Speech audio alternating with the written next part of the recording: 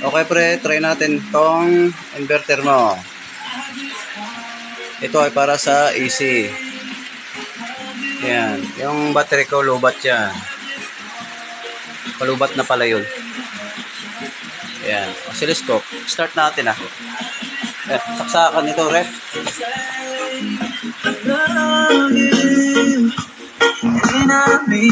73 watts lang, 6 hertz.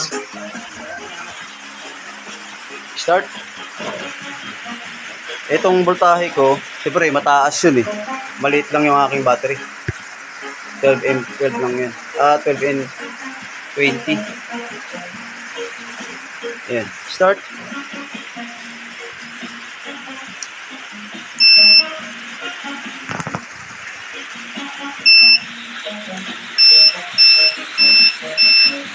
Ayan o, palubot yung battery ko. Ayan na, nakasaksak na yan o dyan. Saksak yung aking charger. 11 volts lang. Yan. May load na yan siya na ref. Kahit lang punta natin doon. Basta malikot na yung AC.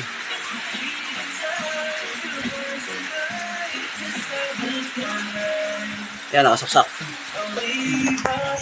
Yan, nakaon yan. Yan.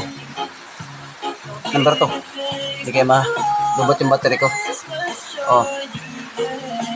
Yan.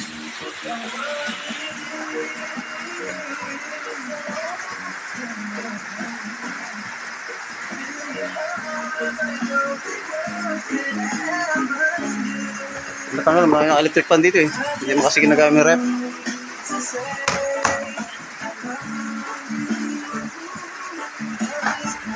Yan. Nakabukas siya.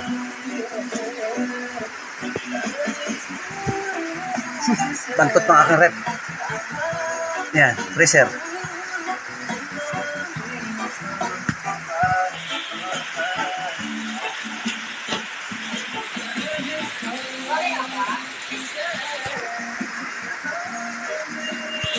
So, gumagana ang fan.